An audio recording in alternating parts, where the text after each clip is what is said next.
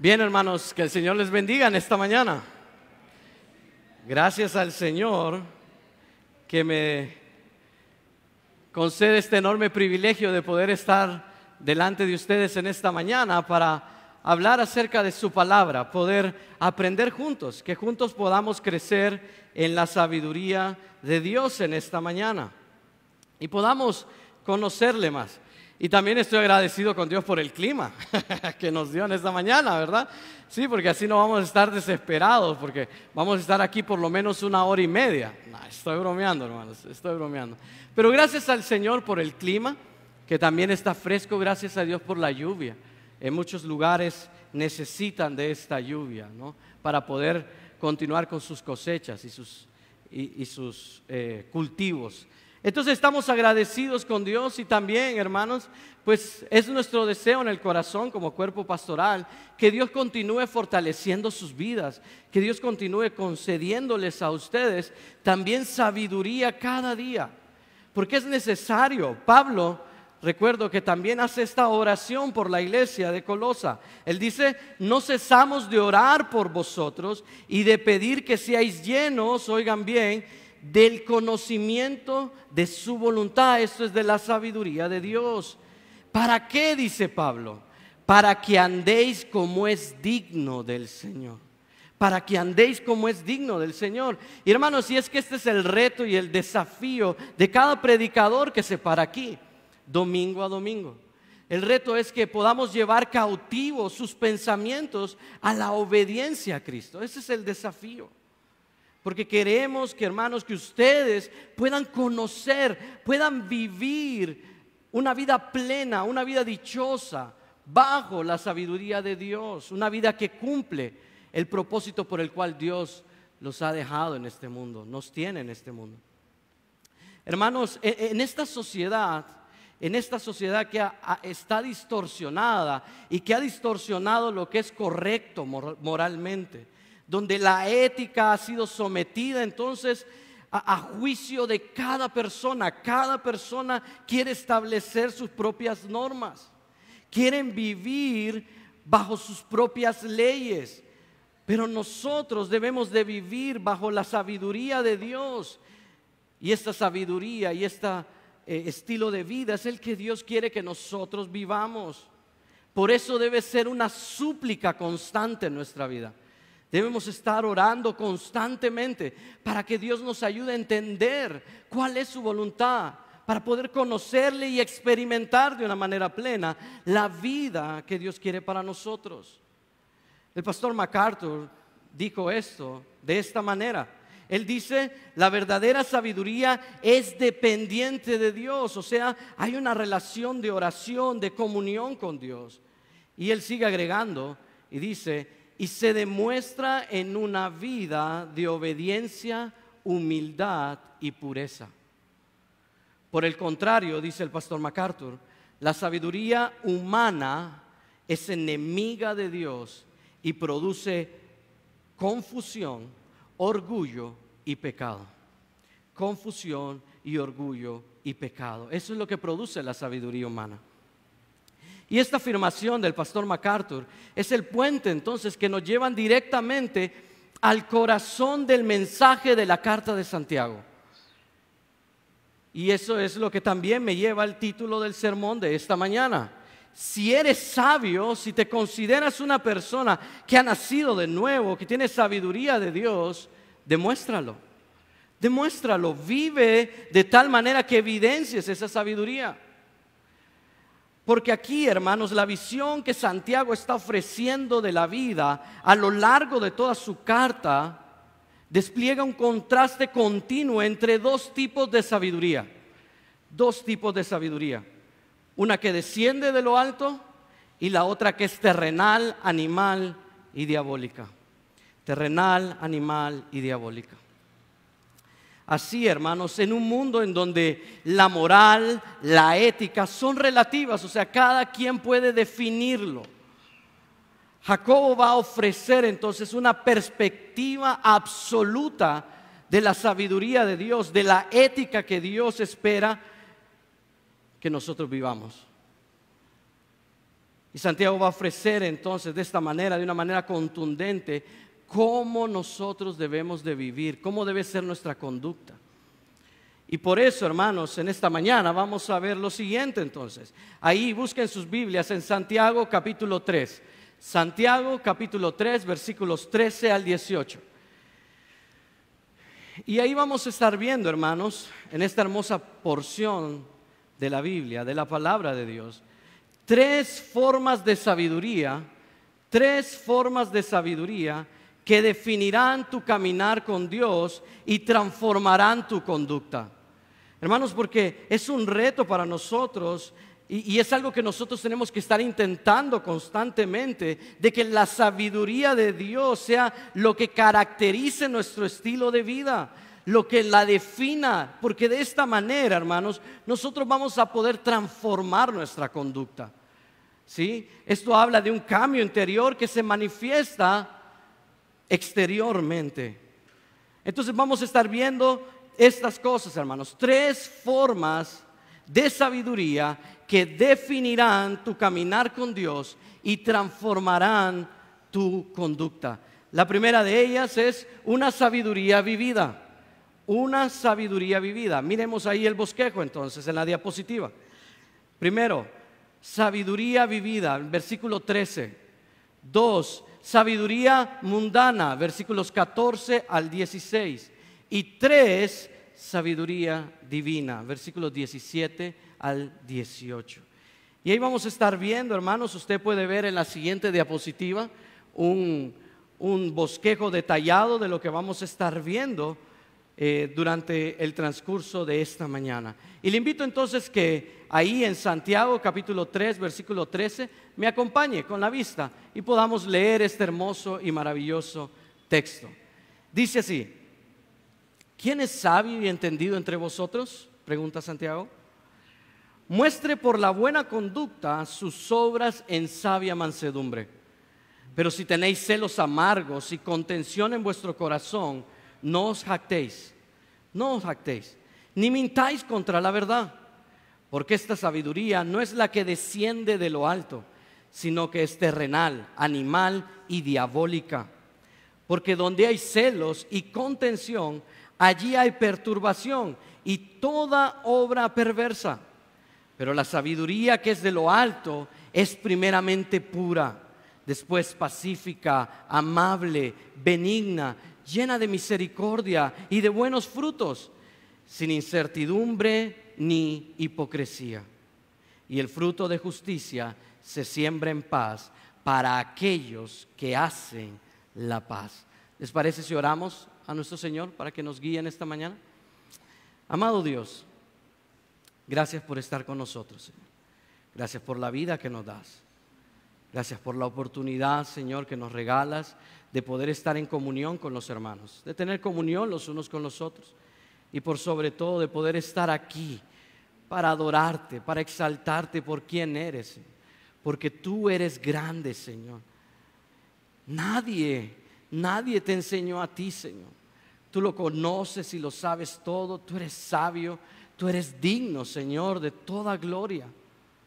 Tú posees sabiduría completa. Tú no creces en conocimiento, tú no menguas en saber. Tú tienes absoluto conocimiento de todo, Señor. Realmente que eres un Dios omnipotente.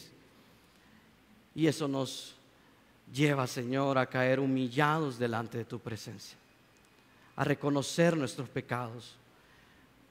Por eso te pedimos perdón si te hemos fallado, Señor.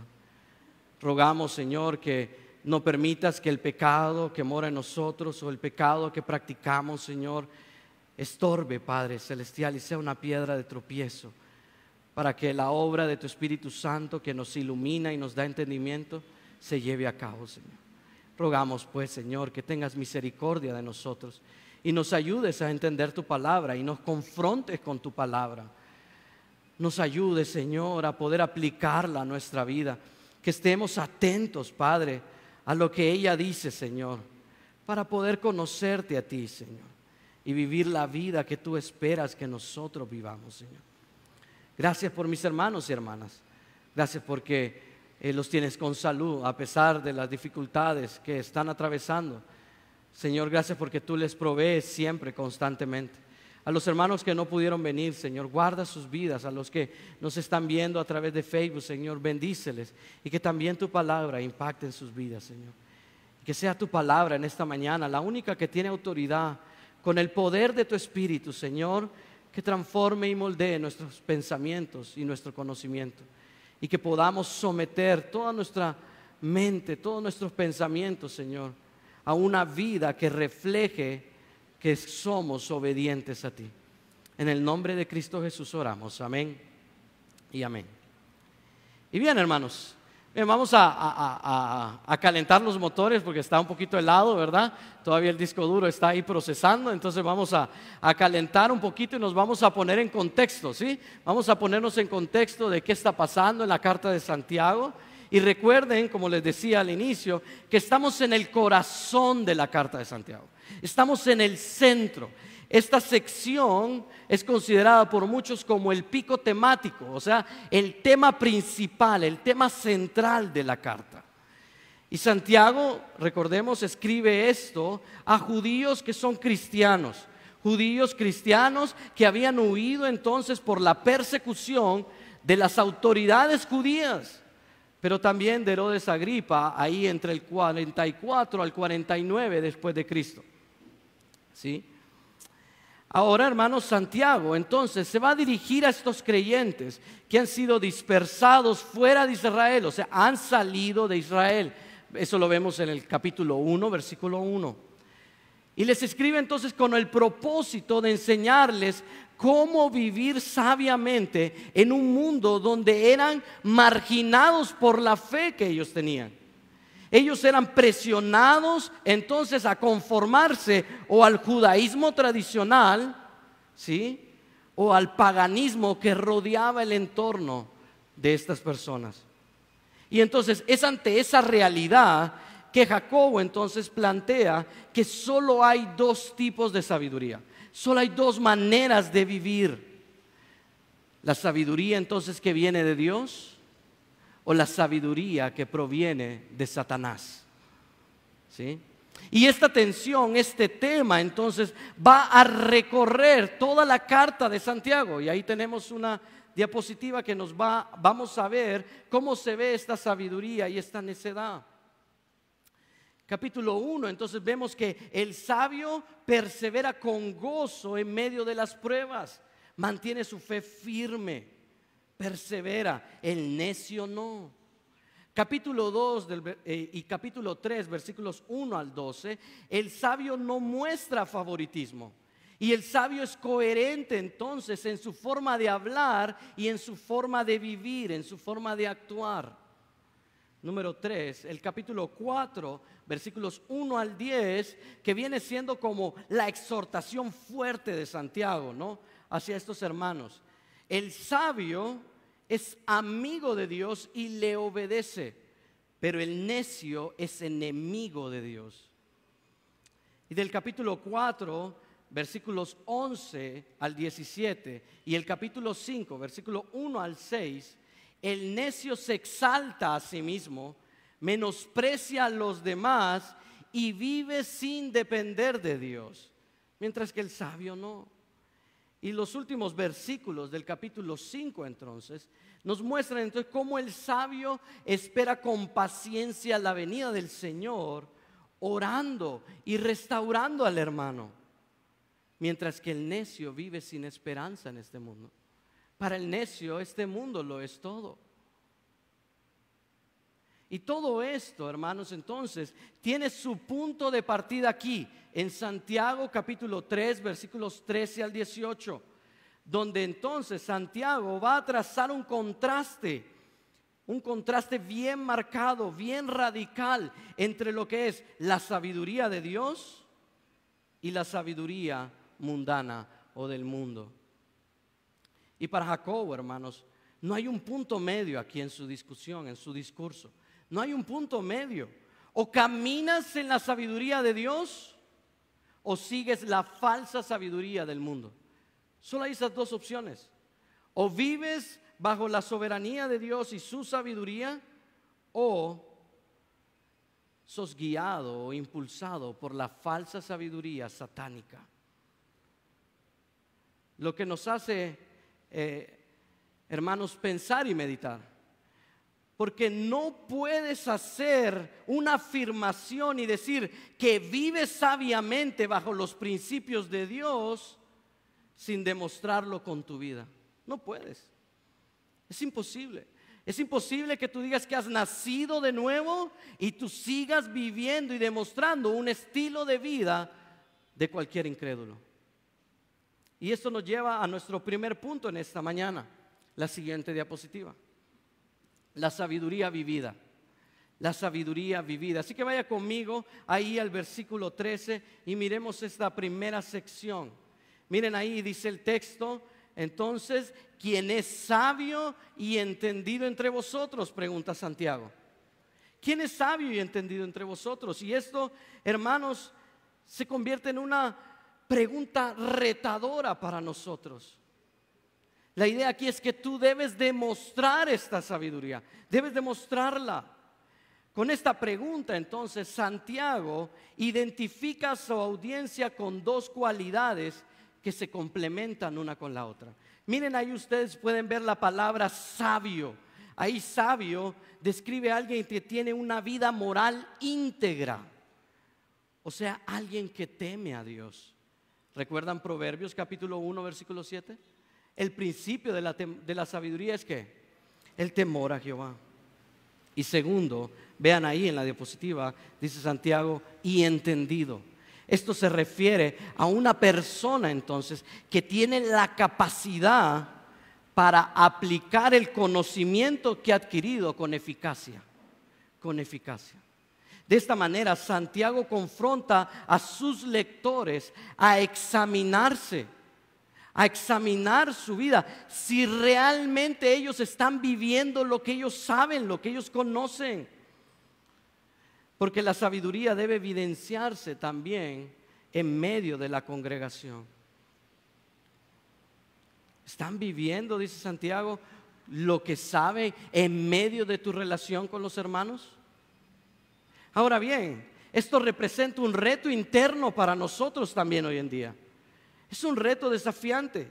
Si tú te consideras sabio y entendido, debes demostrarlo con tus hermanos. Debes demostrarlo en tu trato con otros.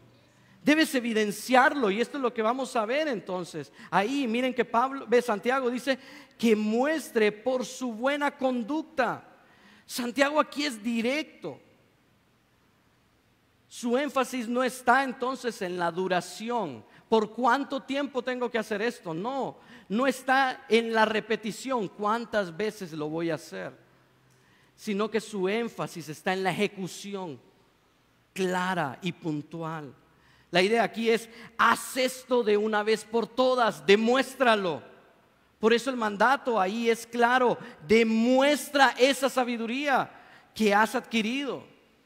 Es decir, da evidencia moral de que eres sabio por medio de tu estilo de vida, tu forma de vivir. Un estilo de vida entonces que se origina, miren ahí según el texto, por su buena conducta. Este origen muestra que las obras del sabio deben brotar entonces, deben salir de una vida que está marcada por la integridad, por la pureza. Observen ahí la palabra, entonces buena, miren ahí buena. Y esto resalta el carácter noble y honroso de esta persona que es sabia. Mientras que conducta se refiere entonces al estilo de vida habitual. Ese estilo de vida que se rige entonces por los principios bíblicos, por los principios de la ética de Dios. En otras palabras, la verdadera sabiduría se manifiesta con tus decisiones, tu trato con los demás y tu estilo de vida. De esta manera tú vas a reflejar la humildad que caracteriza la sabiduría que has recibido, la sabiduría que has recibido de parte de Dios cuando tú naces de nuevo. Y esto es lo que vemos, miren ahí en la siguiente diapositiva. Santiago dice, muestren su buena conducta por sus obras en sabia humildad. O sea, la idea de Santiago es que muestres esta sabiduría de manera humilde, debes ser humilde. Y Santiago entonces no solo nos manda a demostrar la sabiduría con nuestra conducta, sino que especifica y nos va a decir cómo debe ser nuestra conducta. O sea, Santiago no quiere dejar nada por sentado. O sea, nos dice, cambia tu estilo de vida, demuestra que tienes sabiduría, pero Él nos va a decir cómo debe ser tu conducta. De esta manera, el apóstol espera que nosotros y los creyentes consideren esto, consideren y demuestren en sus obras, en estas acciones concretas y visibles, que no solo son palabras, ¿no? Santiago aquí no está hablando solo de palabras, sino que la intención de Jacobo es que nosotros podamos vivir un estilo de vida, una sabiduría, una conducta que demuestre humildad. Y aquí Santiago, cuando habla de estas obras, no tiene que ver nada, hermanos, con la idea de sobresalir. Sí, porque este deseo de sobresalir, como vamos a ver más adelante, lleva a la vanagloria personal. Sino que Santiago espera que dichas manifestaciones de obras, de bondad, en la que nosotros, como dice Pablo, hemos sido preparados de antemano para vivir en estas buenas obras, manifiesten ese cambio interior que hemos recibido. Manifiesten el cambio que Cristo ha hecho en nuestra vida.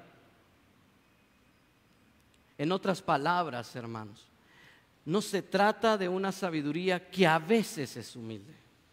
A veces soy humilde, otras veces soy orgulloso, sino de una sabiduría que por definición es humilde. Y esta es la sabiduría de Cristo. ¿Sí? Jesucristo dijo esto y Santiago usa bastante el Sermón del Monte, Mateo capítulo 5. Si tu justicia no fuera mayor que la de estos fariseos, porque ellos estaban llenos de hipocresía. Y ahí justicia no se refiere a la justicia que hemos recibido de Cristo, sino que al estilo de vida que caracteriza a una persona que ha nacido de nuevo, que camina de manera justa, no como los fariseos de la época de Cristo. Y esto contrasta fuertemente con esa sabiduría, ¿no? Marcada por los celos, por las contiendas, por las rivalidades que Santiago va a hablar en los versículos 14 al 16. Hermanos, no basta con dominar conceptos éticos, no basta con dominar la teoría, la teología, la doctrina, hablar con elocuencia. La sabiduría que desciende de lo alto, entonces, se manifiesta en una actitud humilde, en una actitud pacífica, en una actitud sobria. Y este es el sello distintivo de la sabiduría de Dios. La sabiduría de Dios, hermanos, está libre de toda arrogancia, de toda autosuficiencia. Y ya que Él nos ha capacitado en Cristo y en su Espíritu, Dios demanda que nosotros demostremos esto en nuestro estilo de vida, en nuestra manera de vivir. Él quiere que tengamos una vida ejemplar. Y esto es posible, hermanos. El Salmo 1 nos recuerda que nosotros, si estamos en Cristo, estamos como ese árbol que está plantado junto a aguas de corriente y que su hoja no cae y que da su fruto y que todo lo que hace prospera. O sea, que cumple el propósito de Dios, hermanos. Podemos vivir de esta manera. Y tenemos que recordar algo, la mansedumbre o humildad, como dice Santiago, no es debilidad, hermanos. Porque muchos creen que la humildad o la mansedumbre es debilidad.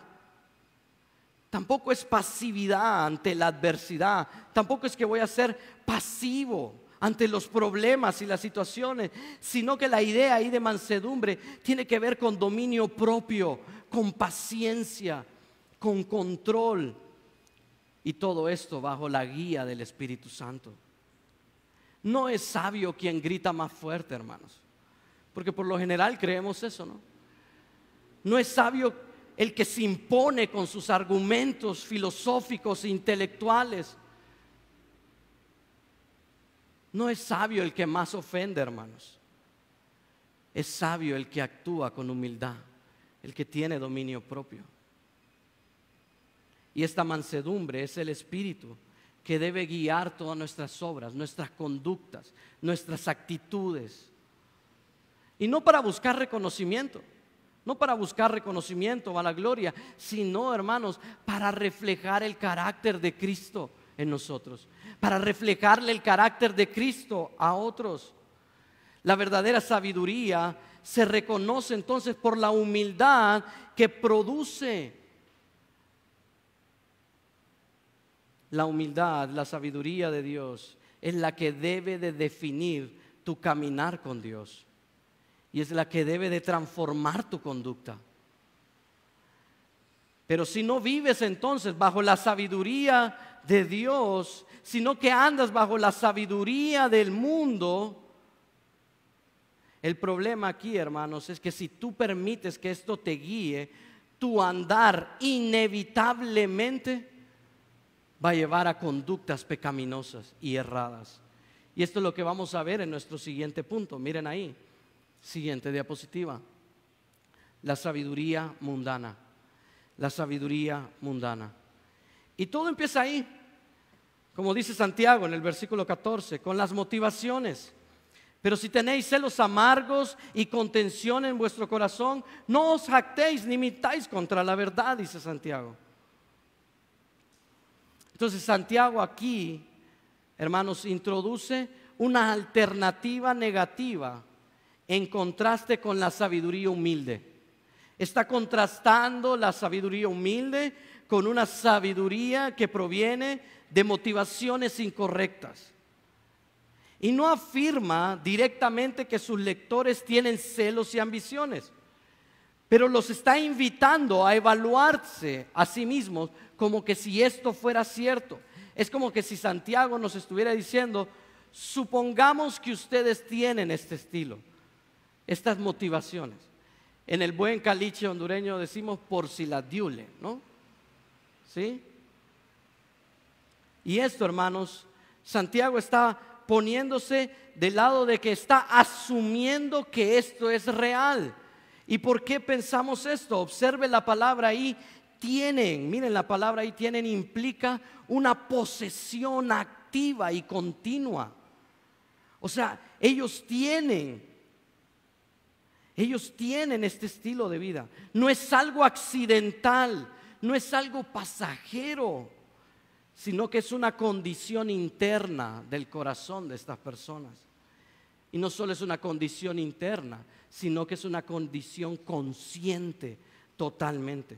O sea, hermanos, estos creyentes saben, están conscientes que tienen celos amargos, y no como una simple tentación, sino como una actitud que persiste día tras día tras día. Miren ahí la palabra amargos, que está describiendo, hermanos, la idea de una amargura de corazón. Esto no es un celo santo. Estos celos, hermanos, son una pasión destructiva. Destruyen, están motivados por el corazón ególatra del hombre. O sea, ellos, es la idea de que son amantes de ellos mismos, son idólatras de sí mismos. Es motivados estos celos por la rivalidad y la contienda. Y esto es totalmente opuesto al amor por la verdad de la palabra de Dios. Además, no solo tienen celos que habla de destrucción, sino que también tienen ambiciones egoístas, las cuales entonces producen contiendas y se nutren de estas motivaciones corruptas.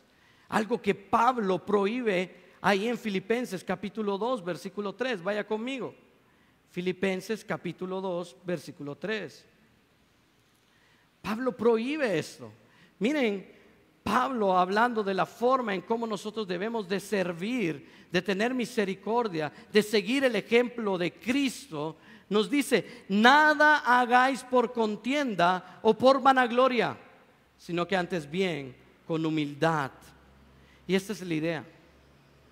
Y lo que vemos aquí entonces en Santiago capítulo 3, versículo 14, es que el problema aquí es profundo. O sea, es en el corazón, miren ahí, en el corazón. Y esto, hermanos, hace responsables moralmente a estos creyentes. Ellos son responsables. No de una simple desviación, no es como que me salí de la carretera porque quería rebasar en línea continua, sino que no solo tenía la intención, me desvié y salí y sobrepasé y violé la ley. No es una desviación pequeña, sino que es una corrupción interna, es una actitud totalmente contraria a la sabiduría de Dios. Es algo voluntario. Y recordemos que Santiago va a contrastar esto, que la sabiduría de Dios es pacífica, pura y amable, en versículo 17.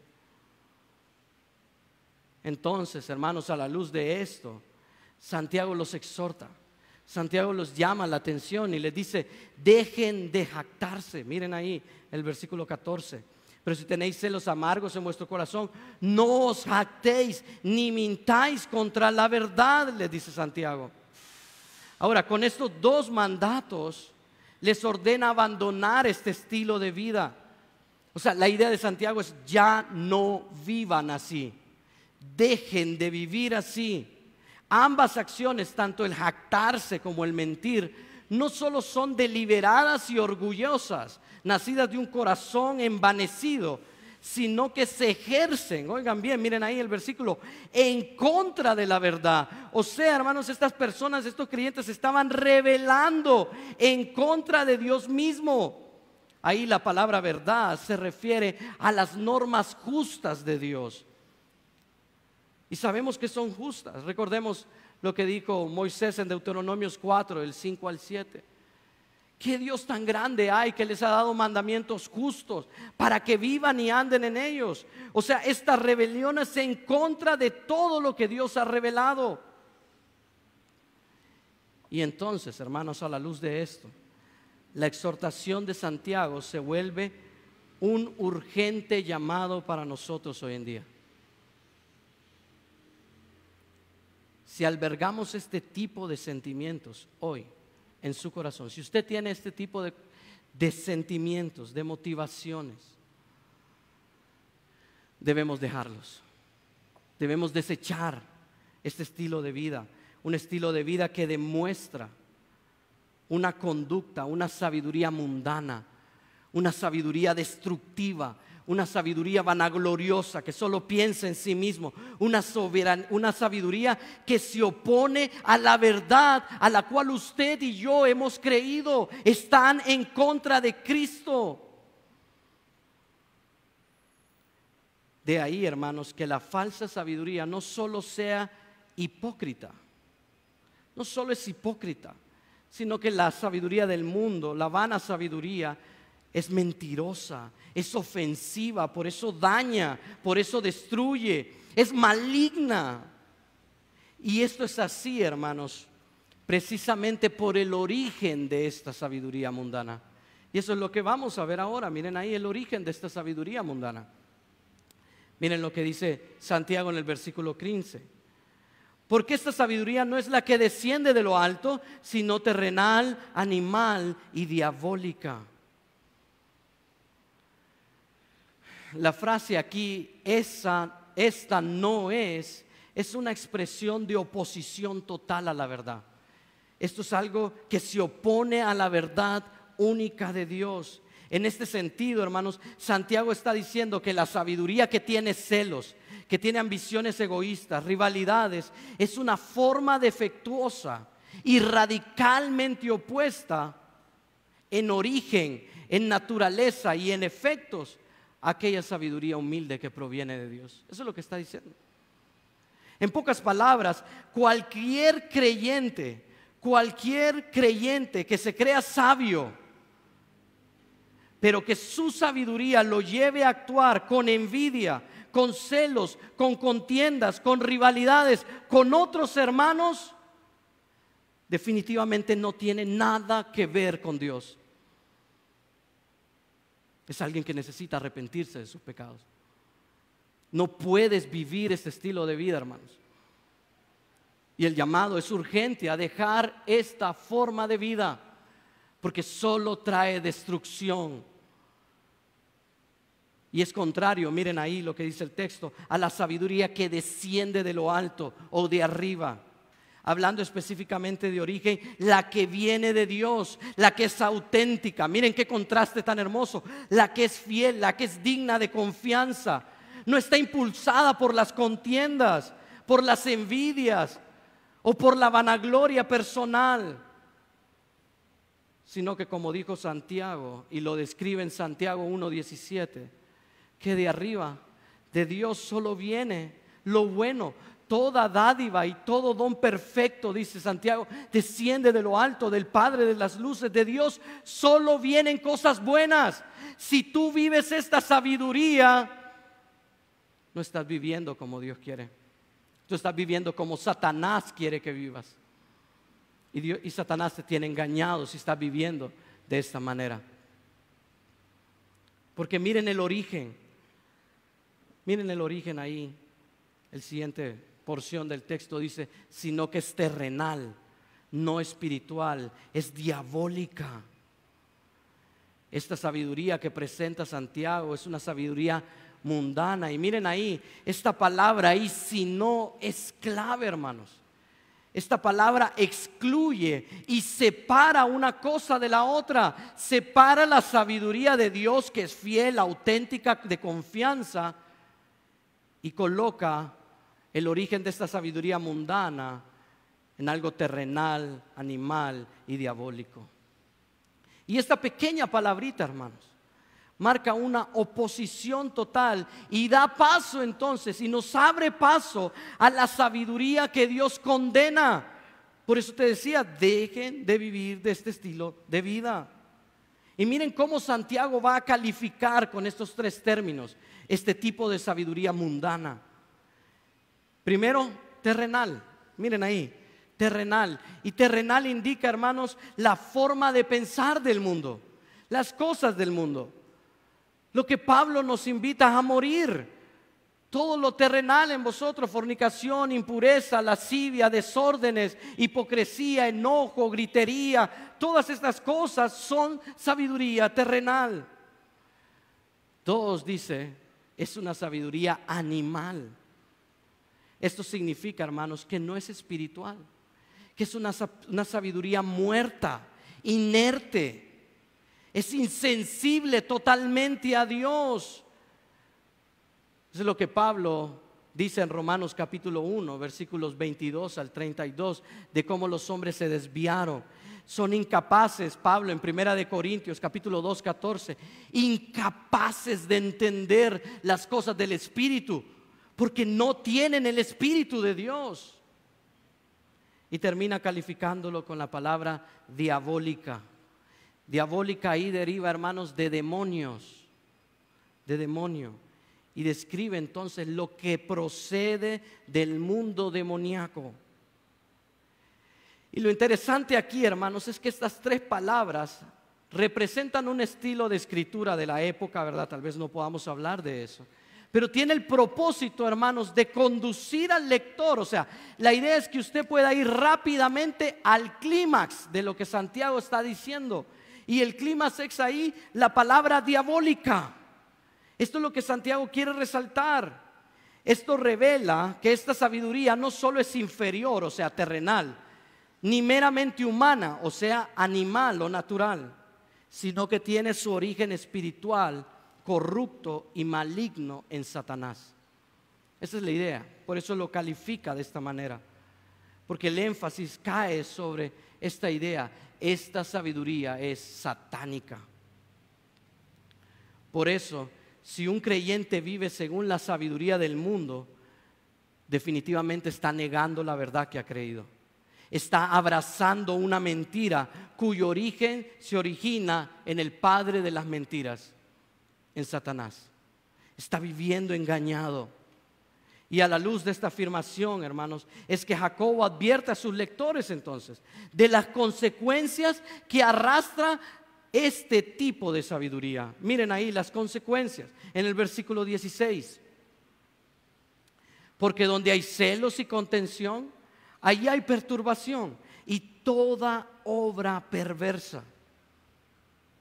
Ahora Santiago o Jacobo explica por qué la sabiduría del versículo 15 merece la condena que Dios le da.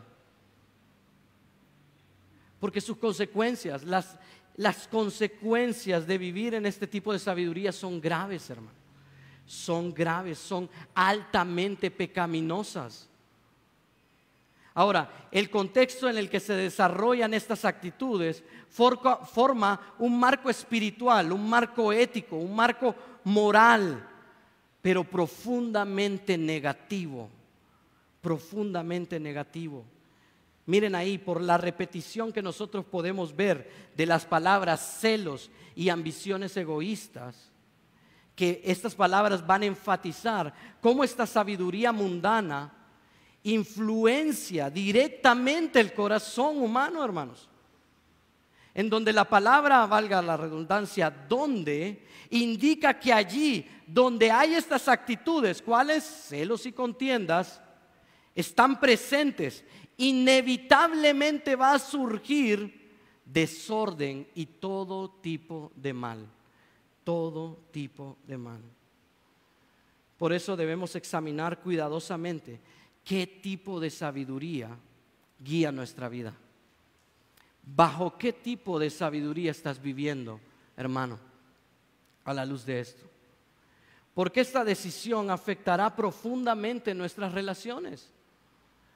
Esta forma de vivir va a afectar nuestras relaciones en el matrimonio, en la familia, entre los hermanos, aquí en la iglesia. Miren, continúa Santiago y dice: allí hay desorden y toda clase de acciones malas, es la idea. Y Santiago retoma ahí con la palabra, esta palabra simple que dice allí, indica el ámbito que ya se mencionó. O sea, hermanos, Santiago está estableciendo una relación de causa y efecto. Una relación de causa y efecto. Es decir, donde hay celos y ambición, inevitablemente habrá desorden y maldad. ¿Sí?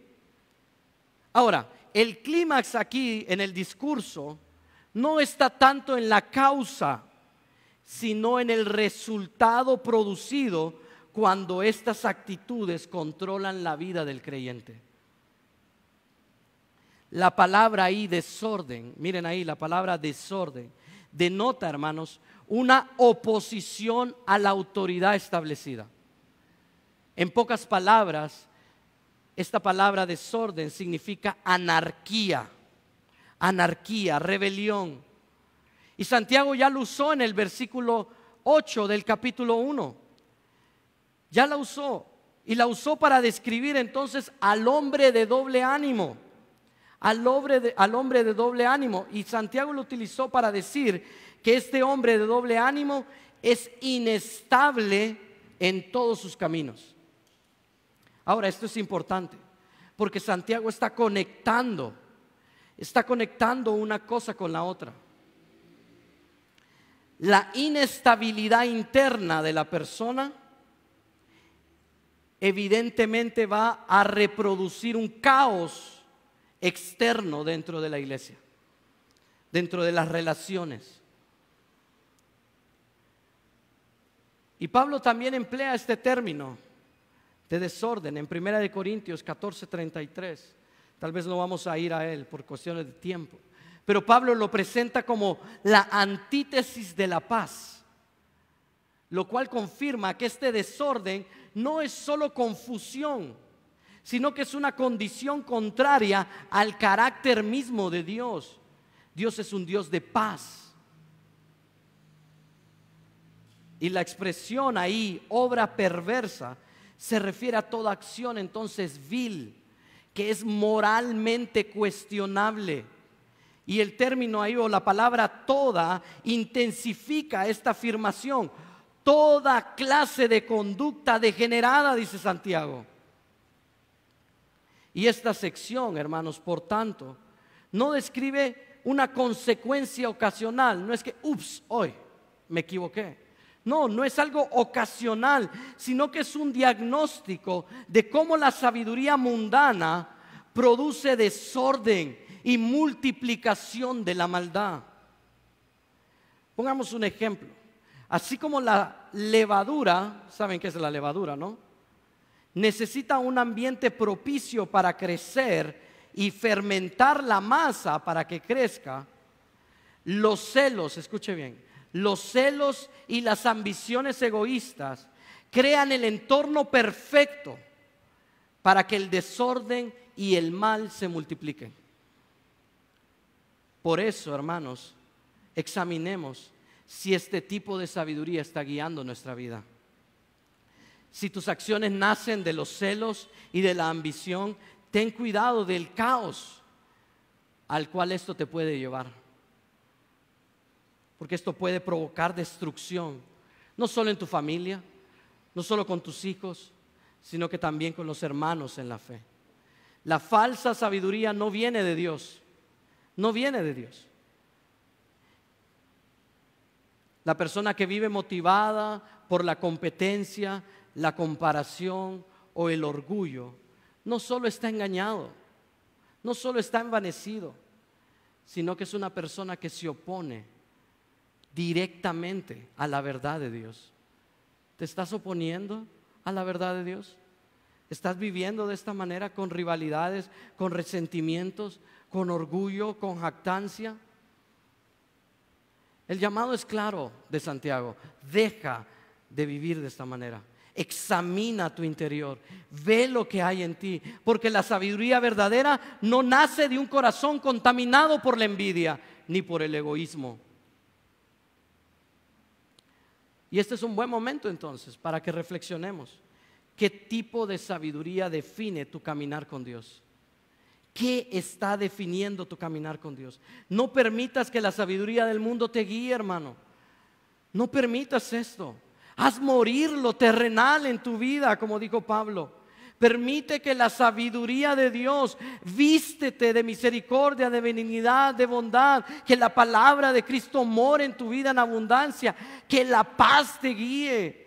Lo que dice Pablo en Colosenses capítulo 3, versículo 12 al 17. No permitas que el mundo determine quién eres tú. Permite que la sabiduría de Dios transforme tu conducta.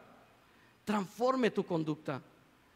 Lo que nos lleva a nuestro tercer punto en esta mañana, hermanos. La sabiduría divina. La sabiduría divina. Vean ahí en el versículo 17. Pero la sabiduría que es de lo alto es primeramente pura, después pacífica, amable, benigna, llena de misericordia y de buenos frutos, sin incertidumbre ni hipocresía. Y lo primero que va a resaltar Jacobo o Santiago en esta sección, hermanos, es la naturaleza de esta sabiduría. La naturaleza de esta sabiduría. Jacobo va a establecer un contraste directo entre los efectos negativos de la sabiduría del mundo, cuáles eran destrucción, anarquía, rebelión. Va a establecer un contraste entre la falsa sabiduría y va a establecer una descripción positiva de la verdadera sabiduría. La palabra ahí de lo alto señala su origen. El origen de la verdadera sabiduría es divino, es Dios. Y la expresión ahí, la sabiduría de arriba, retoma lo que hemos estado viendo en el versículo 13 y lo contrasta con el versículo 14 y 16, mostrando que la sabiduría de Dios no está contaminada por el orgullo. No es manipulada por el egoísmo, ni está impulsada por el egoísmo, sino que esta sabiduría refleja la santidad de Dios, refleja su carácter. Por eso Santiago afirma que es primeramente pura. Miren ahí en el texto. Es primeramente pura. Donde pura, hermanos, ocupa un lugar enfático. un lugar que resalta la pureza de la sabiduría de Dios, donde la pureza no solo implica ausencia de corrupción, ausencia de pecado, sino que es una cualidad moral que se relaciona directamente con el carácter de Dios, que Dios es justo, honorable, sabio, santo. Y este es el atributo fundamental que distingue la sabiduría de Dios de la sabiduría terrenal y diabólica. Terrenal y diabólica. Y miren ahí que dice el texto: después pacífica, amable, benigna, llena de misericordia y de buenos frutos, que es imparcial, que es sincera. Y Santiago aquí entonces continúa esta descripción de la sabiduría con una serie de términos entonces que van a reflejar su riqueza y su plenitud.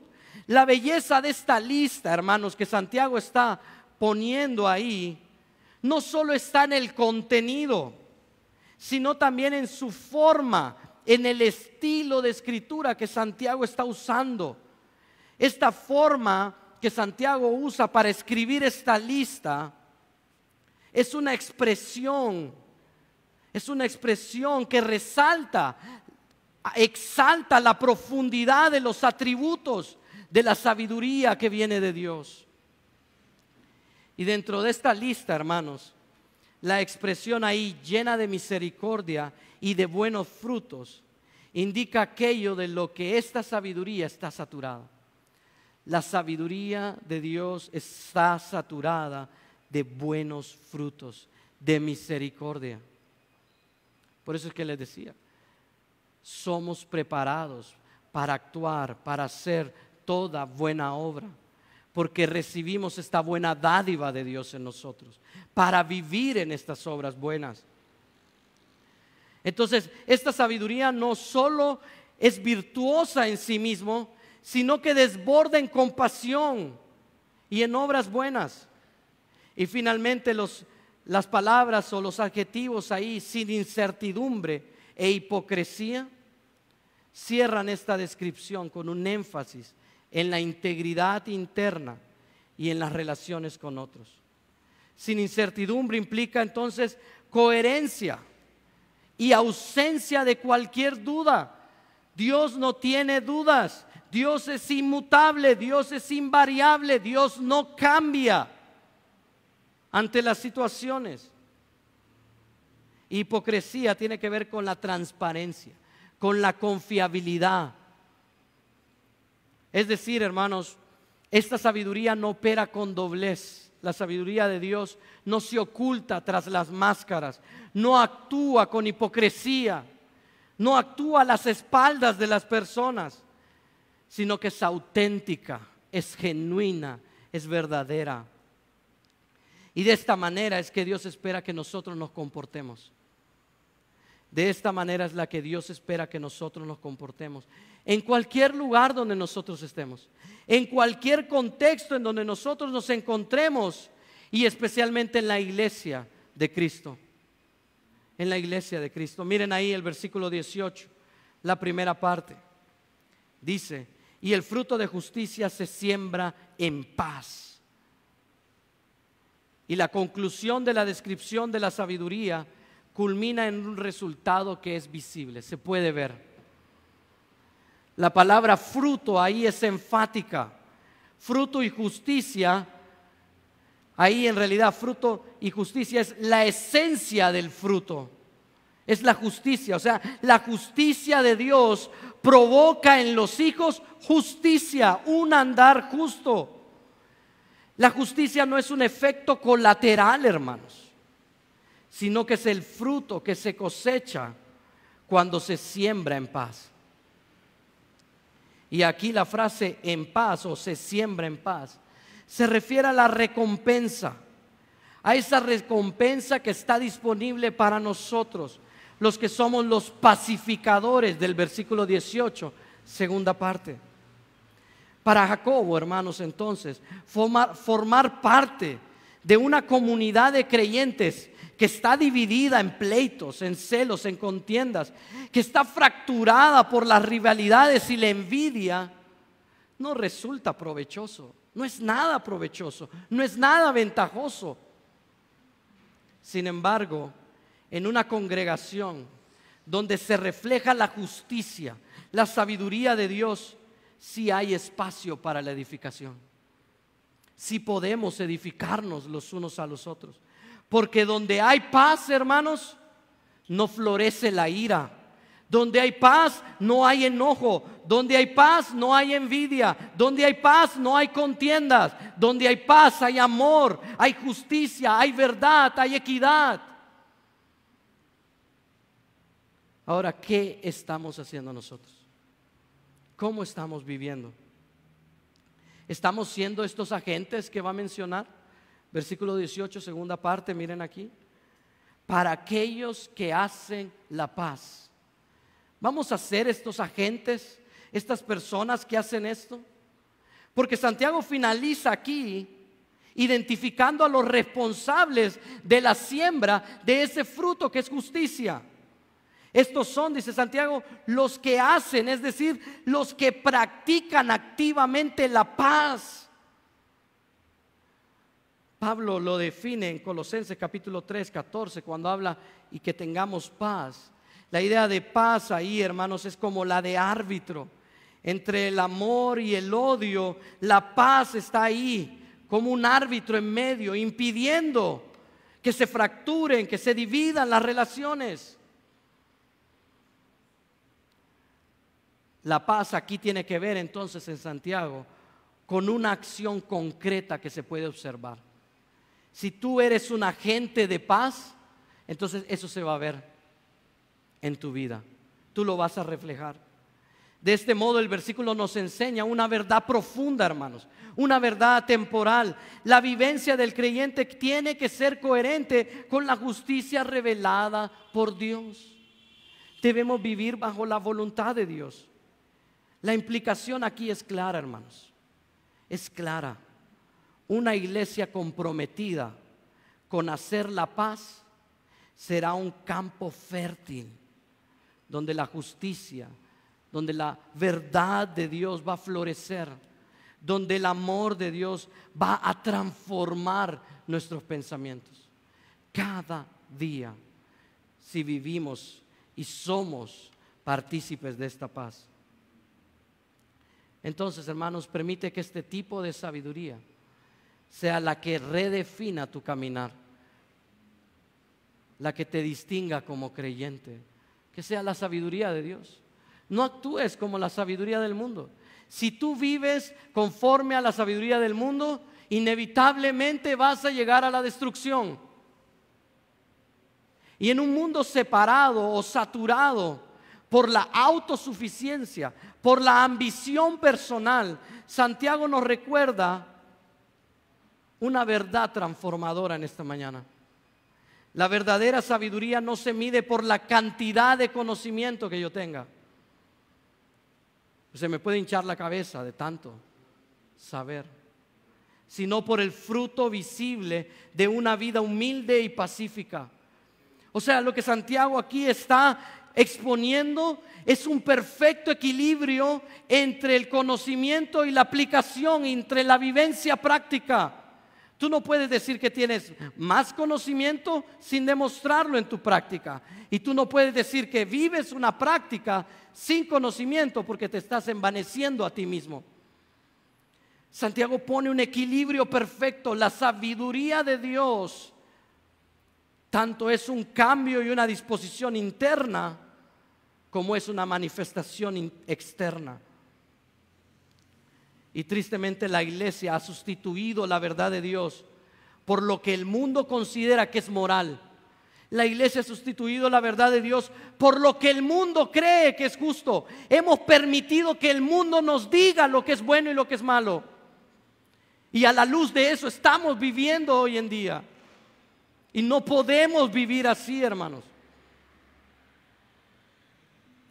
No permitas que la sabiduría del mundo defina quién eres tú.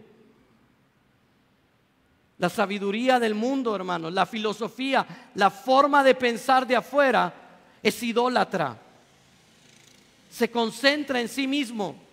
Tú puedes, tú eres exitoso, haz lo que te convenga, lo que tú desees. Es una sabiduría que solo se trata de mí, de mí, de mí, de mí. Y por eso destruye a los demás. Porque no le importa sobreedificar. No le importa aplastar a otros con tal de sobresalir. Esa es la sabiduría del mundo. Pero la sabiduría de Dios se construye en paz, en donde todo el pueblo de Dios se edifica y crecemos juntos. Y juntos en armonía, hermanos. Crecemos en santidad, en obediencia al Señor. La sabiduría que viene de lo alto se manifiesta en humildad. En la humildad con que tratamos a otros, a nuestros hermanos, a nuestros esposos, esposas, con la familia. Pero si tu vida refleja la sabiduría terrenal, Santiago dice: renuncia a ese camino y ten cuidado, porque si sigues en ese camino, tú te estás oponiendo a Dios. Tú no eres sabio, tú no eres amigo de Dios. Lo que va a decir en Santiago 4, del 1 al 10. Tú eres enemigo de Dios si vives según la sabiduría del mundo. Por ello permite que la sabiduría de Dios guíe tus pasos, que la sabiduría de Dios alinee tu vida con la voluntad de Dios. Solo cuando nuestras vidas están arraigadas en la sabiduría de Dios es que nosotros podemos sembrar la justicia en un ambiente de paz que edifica a otros. Como iglesia y como creyentes, estamos llamados a ser pacificadores activos, reflejando con nuestras actitudes y acciones el carácter de Cristo. Cristo vino a reinar.